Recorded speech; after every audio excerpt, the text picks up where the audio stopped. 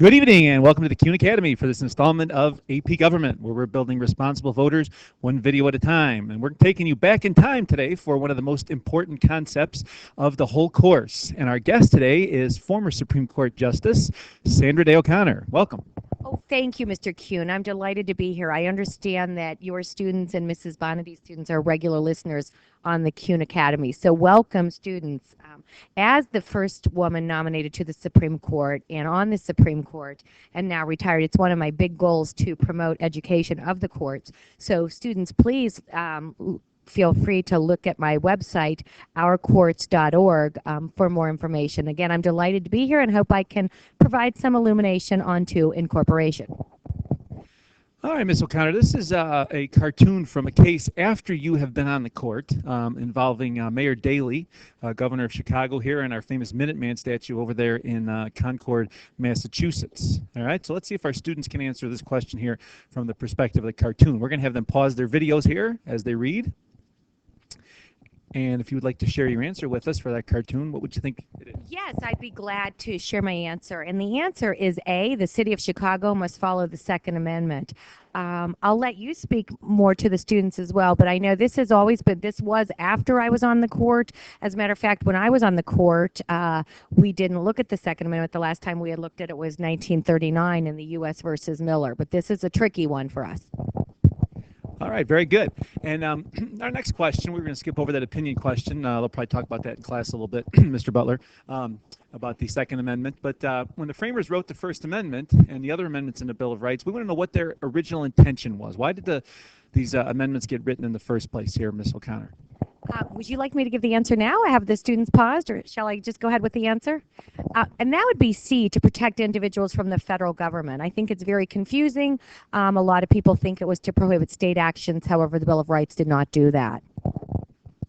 Excellent. So our 1787 document is done to, our 1789 document is done to apply to the states. Okay. Now here's some amendments we want to make sure we know out there, Academy listeners. All right. If you look at the First Amendment, our key word here is Congress shall make no law. So that's where the implication comes from, that the Bill of Rights applies to the national government and protects citizens that way. Okay. And in the Fifth Amendment, most students are familiar with the double jeopardy clause, as well as the no self-incrimination. But what else is key here in the Fifth Amendment is that they cannot be denied life, liberty, or property without due process of law. So the federal government, through their actions, either by law or the actions they take by law enforcement, cannot deprive you of life, liberty, or property. All right. Now you'll notice that wording is almost identical in the 14th Amendment. However, the difference here is no state shall. Okay. So 14th Amendment is kind of bringing the Bill of Rights into play here a little bit for the states, because all those amendments in the Bill of Rights are your liberties. So if any state takes away those rights in the Bill of Rights, they are taking away your liberty. All right. So the point of this whole lecture here, or this whole video, is to answer this question. So Mr. Connor, hopefully we know this, the process of extending the protections of the Bill of Rights by means of the 14th Amendment to apply to the actions of state governments is known as? And that would be B, incorporation. And I think it's critical. We'll talk more about this as we go along, but if you go back to the Fifth Amendment, we see our friend John Locke, not a colleague of mine. I know that I'm old, but he's much prior. But those ideas of life, liberty, and property, that the government cannot take those away without due process of law, and state governments held accountable for that too. Excellent. Thank you very much. Okay, so now as we look at the 14th Amendment, there's the wording again, okay, that the state cannot deny you life, liberty, or property without due process. Okay, so this due process clause is what's really key here, and this is what Ms. O'Connor has had to interpret several times over her years on the bench. Okay, so Ms. O'Connor, would you kind of give us a definition here of incorporation? And our textbook also calls it selective incorporation. It's basically the same thing. So could you explain this to the students for? I will, and I'm glad to be here because it is primarily the Supreme Court that is a key player in the process of incorporation. So incorporation is applying all or some of the Bill of Rights to the states, basically holding the states accountable for the liberties protected in the Bill of Rights that, as we know, were originally to hold the federal government accountable and to prohibit the federal government. Selective incorporation refers to the fact that not every provision or even the entire Third Amendment has been incorporated. So the fact that some provisions and some of all amendments have been incorporated while others have not. Excellent. Students, you can expect to see this term in almost any civil liberties question they ask on the test, because several of the important cases have been incorporation cases, and this always pops up on federalism questions as well, because as you see, this is really strengthening the national government and their power over the states, which revisits federalism from term 1. Okay? So Ms. O'Connor here, one of these amendments has not been incorporated. So our students are going to pause their video, take a quick guess, and then let's see which amendment has not yet been incorporated. And that would be E, the Seventh Amendment, the right to a trial by jury in a civil trial. And that's really important, I think, for students to know that the Seventh Amendment applies to civil. All of our rights in a criminal trial, federal and now state, are involved in the Sixth Amendment. Very good. Okay, so as the song started out there, we're going back in time here. So Ms. O'Connor, this is prior to your time on the court, but your predecessors ruled in a case of Barron versus Baltimore, okay, which I believe was a Fifth Amendment eminent domain case, if I remember correctly. Can you explain to us how that did not apply to the state? I would love to, and it did not apply to the states because, one, the 14th Amendment had not been added to the Constitution. And I would also like to just give you a little bit of background. Barron had complained the city of Baltimore had diverted a river, and in doing so, it ruined Mr. Barron's wharf. That's wharf with a W, not dwarfs, the people that hung out with Snow White. I needed to clarify that. That was confusing to some of my students. So the waterways surrounding, and the river diversion did, in fact, do that. He sued in court and lost because there was no 14th Amendment. It was a state, not the federal government, not an action of the federal government. So the court said that the federal government did not destroy your property, therefore eminent domain, you don't have to be, the federal government does not have to compensate you. It was a state action, no incorporation, no 14th Amendment. All right. Now, the 14th Amendment we know was added in 1868 after the Civil War. And in 1925, one of the most important cases, Mr. Kuhn calls it the Super Six. These are the 6 cases that make the AP exam almost every single year. So this is Mrs. Bonadies, too, and she informed me that this is just always in some form on an AP test. all right, so we definitely want to have this one etched on your forehead moving into the exam here. Okay, so Gitlo versus New York in 1925. Don't worry who Gitlo is. Don't worry where New York is. Okay, that's kind of irrelevant to the court case. What is really significant is the way they interpret the 14th Amendment and how it applies to the states. And Ms. O'Connor is going to explain that to you. Yeah, and I think it's important too. I know Mrs. Bonadies tells her students not to memorize dates.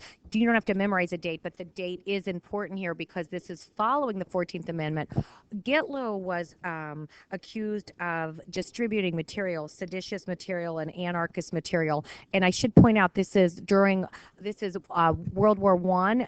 So, the decision was following, but we're during World War I. He was doing this, and the state of New York said that he could not do this, and he argued that it was a violation of his right to free press and free speech. Although he lost the case, that's irrelevant. What's really relevant is the first time that the court takes a case and looks at the process of incorporation. That states do, in fact, have a responsibility for protecting those civil liberties.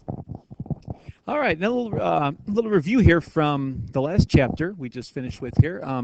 What principles did the justice practice in Gitlo versus New York? Let's see if Ms. O'Connor can chime in on this one, because she has not been accused very much of practicing this, but several of her colleagues have been.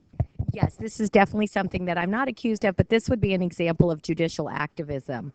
I tend to err on the side of judicial restraint, and with the Latin stare decisis, let the prior decision stand. Excellent. So the justices were essentially overturning a precedent case and creating a new policy. Okay. And this cartoon by our colleague Ms. Bonadies that she found way back when really illustrates it well. Okay. If you look pre-14th Amendment, okay, you'll notice that the state government's totally exempt from the Bill of Rights. They just were able to keep Congress, the courts, and the president in check. Okay. But after the 14th Amendment down here, okay, you'll notice the states have been roped in and also have to follow them because of the 14th Amendment. All right. And Ms. O'Connor, I know you've served with other women on the court. I believe she had some comments about this. Yes, my colleague who's still on the court, Ruth Bader Ginsburg, I would totally agree with her analysis that she referred to the 14th Amendment as the Second Bill of Rights, and I would agree with her there very much. Excellent. Okay, so as we see here, since Gitlo applies the Bill of Rights on a case-by-case basis, that's very key in your definition of selective incorporation, is it is a case-by-case basis. Okay, the judges determine which amendments they're going to incorporate. Okay, the following have not been incorporated. They rarely ask this, so don't worry about memorizing the amendment. It's more important to know the ones that have been incorporated. Okay, and we'll talk more about the right to bear arms here in a little bit as to the extent to which that has been incorporated in 2010 versus in McDonald versus Chicago. Okay, but these other provisions have not yet been incorporated. So essentially, if an Illinois National Guard member comes knocking at your door and wants to stay in your home tonight, you can't really cite the Third Amendment on him. Okay, I don't think we anticipate that happening anytime soon. All right, all other provisions are made to equally apply. Okay, and Ms. O'Connor, do you want to talk a little bit about McDonald versus Chicago and how this kind of fits into the whole incorporation of, or whole aspect of incorporation? Yes, the McDonald decision right here in Chicago, that illustrates that the Second Amendment right, it's not fully incorporated, but was, again, we saw the court from their 2011 District of Heller moving more toward an individual right to bear arms. This has been, whether it's been a collective or individual right, has been a big source of the debate. So it certainly is an individual right. The courts have leaned that way. However, the reason it's not been fully incorporated, states can still impose legitimate, reasonable restrictions. You know, they can't totally ban handguns, but they can place reasonable restrictions, trigger locks, for example. All right, and a lot of the newer texts are referring to McDonald as an incorporation case as well. So that's important to note. But the biggies that usually they talk about are 1, 4, 5, and 6.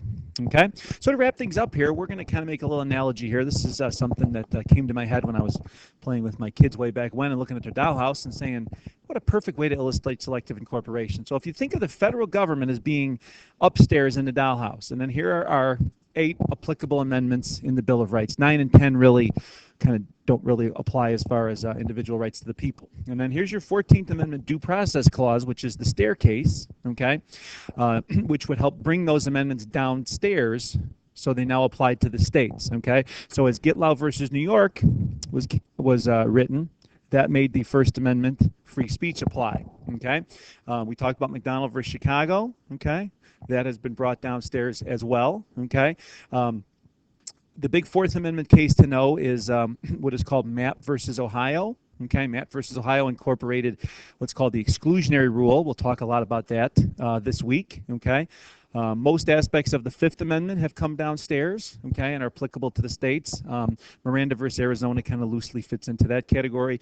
The big biggie to know, and you will cover a lot of this next week, is the Sixth Amendment in Gideon versus Wainwright. Okay, and we have seen most aspects of the Eighth Amendment applicable to the states as well. Okay, so 3 and 7 are left dangling upstairs, not applying to the states, but the other ones have come downstairs. They still apply at the federal level, but they're going to apply at the state government level as well.